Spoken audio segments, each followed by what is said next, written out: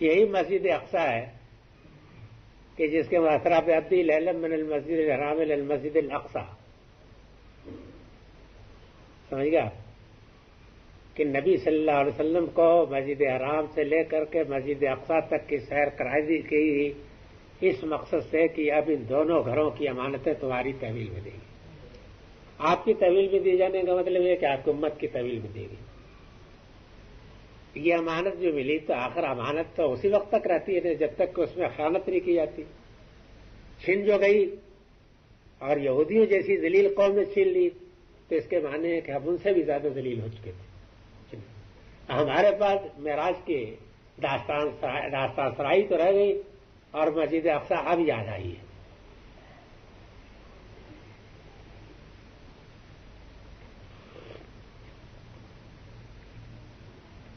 امت میں اور امت مرحومہ اس امت میں امت مرحومہ کا عقیدہ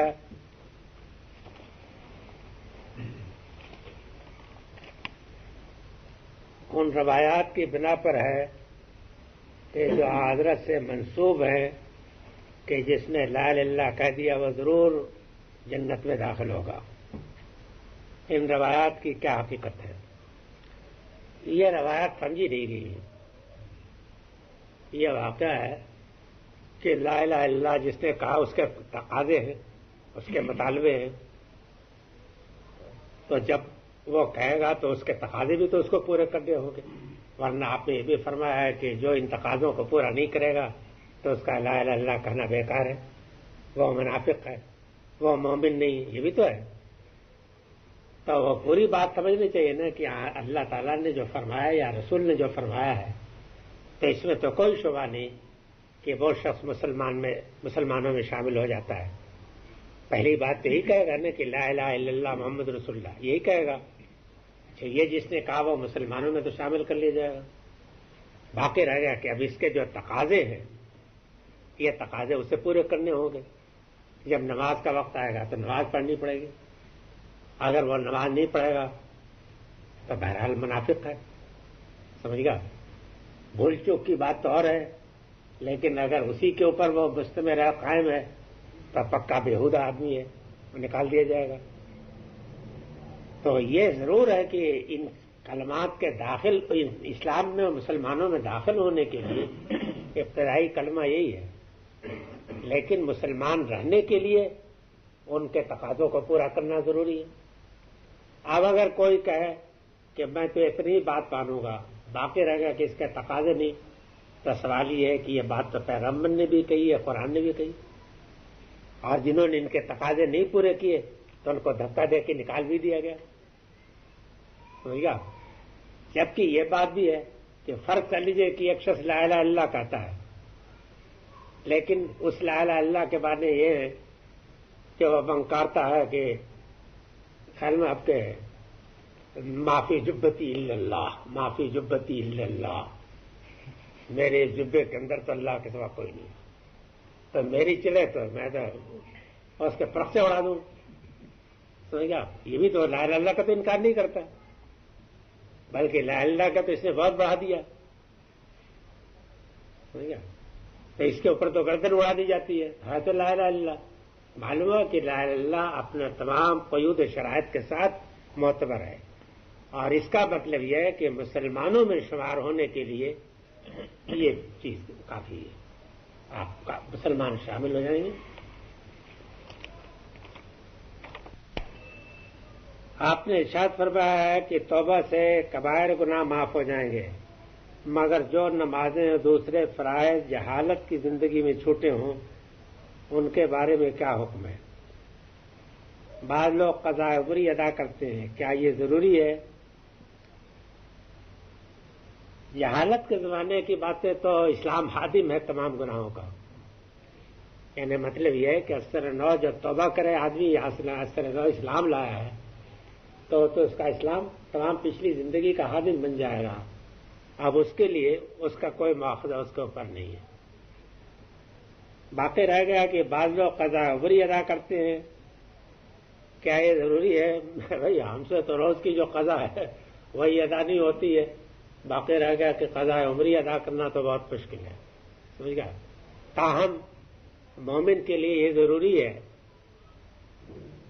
کہ فرض نمازوں کے ساتھ ساتھ کچھ نفل نمازیں جو ہے وہ پڑھتا رہے، تاکہ جو نمازیں چھوٹی ہیں اور یاد نہیں ہیں ان کی کچھ نہ کچھ تلافی ہوتی رہے۔ باقی رہ گیا کہ قضاء عمری کا کس کے پاس حساب ہے کہ کتنی نمازیں اس نے چھوڑی ہیں۔ اب کوئی مبالغہ آمیز طریقہ اس نے اختیار کر لیا تو اس کی دین میں اجازت نہیں ہے۔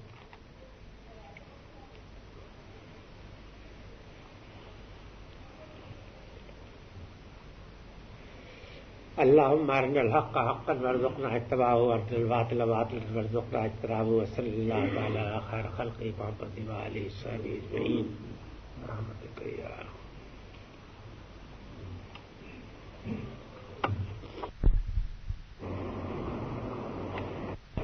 اعوذ باللہ من الشیطان الرجیم بسم اللہ الرحمن الرحیم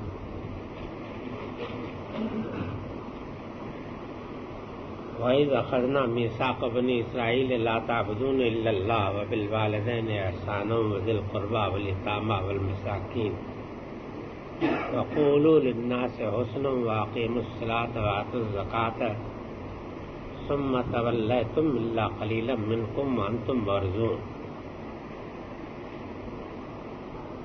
اور یاد کرو کہ جب کہ ہم نے تم سے میثاق لیا، یاد کرو جو ہے اس سے پہلے عربی میں پہلے محذوف ہوتا ہے، اردو میں بھی یہ طریقہ ہے۔ آپ اگر یوں کہیں کہ جب کی یہ بات ہوئی تو اس کا مطلب یہ ہوتا ہے کہ اس وقت تو یاد کیجئے کہ جب کی یہ بات ہوئی، مطلب یہی ہوتا ہے نا۔ تو اردو میں جس طریقہ سے حذف ہوتا ہے عربی میں بھی اسی طریقہ سے اس سے پہلے اذکر کا لفظ حذف ہوتا ہے۔ ترجمے میں اس کو آپ کھول دیں کہ عربی اسلوب کا صحیح حق ادا ہو جائے گا۔ یاد کرو کہ جب کہ ہم نے بنی اسرائیل سے میثاق لیا کہ نہ بندگی کیجیے مگر اللہ کی، اور والدین کے ساتھ نیک سلوک رکھیو، قرابت مندوں، یتیموں، مسکینوں کو ان کے حق دیجیو، اور لوگوں سے اچھی بات کہیو، اور نماز کا اہتمام کیجیے اور زکوٰۃ دیتے رہیو۔ تو تم نے ان سب باتوں کے بعد تم نے اعراض کیا، مگر تم میں تھوڑے لوگ رہے کہ جو ان باتوں پر قائم رہے، اور تم ہمیشہ سے بڑے ہی اعراض کرنے والے لوگ۔ یہ اسی سلسلے کی بات یعنی بنی اسرائیل کی فرد قرارداد جرم بیان ہو رہی ہے کہ آج تم نے اپنا درجہ اتنا بنا رکھا ہے کہ کسی کو خاطر میں نہیں لا رہے ہو، کہ اپنی قوم سے باہر کے نہ کسی نبی کی بات ماننے کے لیے تیار ہو اور نہ کسی ہدایت کے محتاج ہو، بلکہ سمجھتے ہو کہ تمہیں ہمیشہ کے لیے شریعت اور کتاب سب کچھ ملی ہے، تم کسی کے محتاج نہیں ہو، حالانکہ تم ہمیشہ سے نکمے رہے ہو، پتلے نہیں ہو۔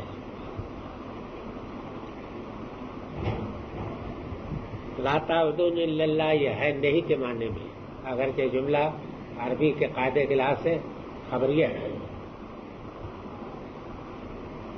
تو امر ہو یا نہیں ہو ان تمام مواقع میں خبر کے اسلوب میں آتا ہے کہ یہاں شفقت کے ساتھ یاد دہانی کرنی اور نصیحت کے ساتھ۔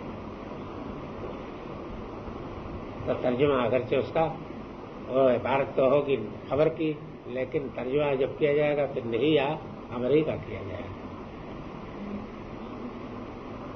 اور والدین کے ساتھ احسان نیک سلوک رکھیو،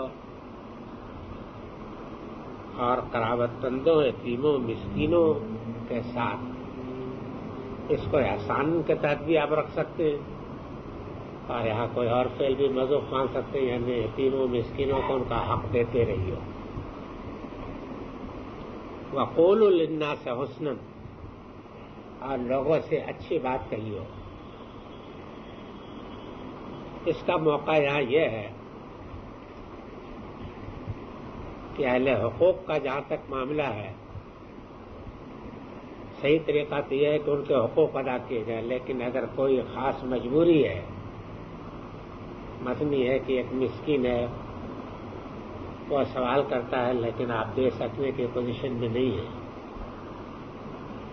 تو آپ کے لیے صرف ایک ہی طریقہ صحیح ہے کہ اچھے انداز میں ان سے بات کریں اور اچھا وعدہ کریں. یہ ہے قرآن مجید میں ہدایت. باپ ماں اگر بڑھاپے کو پہنچ گئے ہیں تو ان کے مزاج میں بہت حس ان کی بہت تیز ہو گئی ہے تو گھبرا کے کبھی زبان سے اف نہیں نکالنا چاہیے، بلکہ ان کے سخت سے سخت بات کے اوپر بھی انداز ہمیشہ نرم اور محبت کا اختیار کرنا چاہیے. تو حقوق کے معاملے میں چونکہ یہ مشکل پیش آتی ہے نا کہ آپ مثلاً فرض کر لیجئے کہ یتیم ہے، اس کی جائیداد آپ کی نگرانی میں ہے اور وہ جلد بازی کر رہا ہے اس بات کے لیے کہ آپ اس کی جائیداد اس کے نام کر دیں، لیکن جائیداد اس کے نام کر دینے میں بھی خطرہ ہے کہ جائیداد کو کوئی نقصان پہنچ جائے، اور اس کے ساتھ سختی کا معاملہ کرنا بھی جائز نہیں ہے. قرآن مجید میں ہدایت یہی ہے کہ ان سے نرمی کی بات کرتے رہو، ان کو تسلی دیتے رہو اور ان کی خیر خواہی کرتے رہو یہاں تک کہ وہ بالغ ہو جائیں تب ان کی جائے. تو ان تمام چیزوں کے ساتھ یہ قید لگی ہوئی ہے. دوسری کی یاد دہانی کی ہے کہ قولوا للناس حسنا، واقیموا الصلاۃ اور نماز کا اہتمام رکھیو اور زکوٰۃ دیتے رہیو.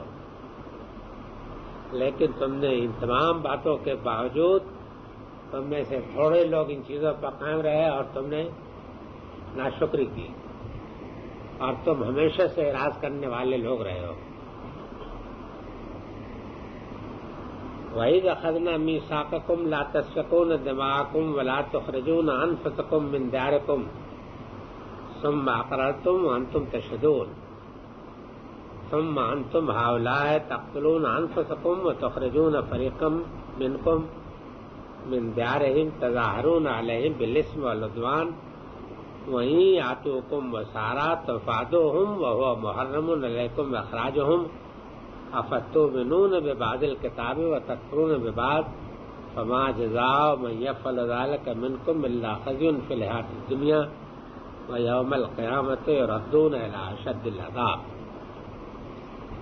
اور یاد کرو کہ جبکہ ہم نے تم سے عہد لیا تھا کہ تم اپنے بھائیوں کا خون نہ بہاؤ گے اور تم اپنے بھائیوں کو ان کے گھروں سے نہیں نکالو گے، تو تم نے ان ساری باتوں کا اقرار کیا اور تم اس کے گواہ ہو.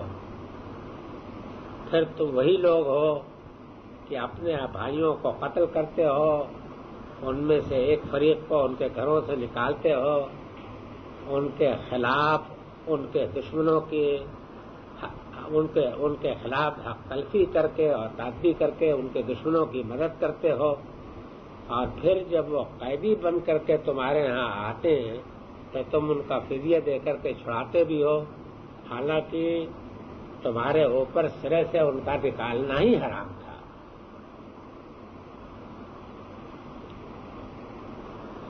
تمہارے اوپر ان کا سرے سے نکالنی حرام تھا، تو کیا تم کتاب کے کچھ حصے پر ایمان رکھتے ہو اور بقیہ کے منکر ہو؟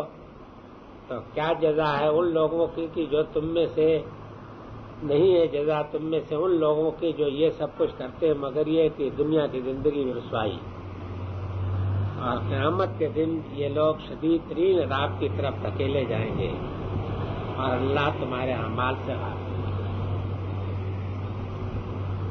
یہ فرد قرارداد جرم جو ہے بڑی سنگین ہے اور بڑے شاندار لفظوں میں قرآن نے بیان کیے ہیں.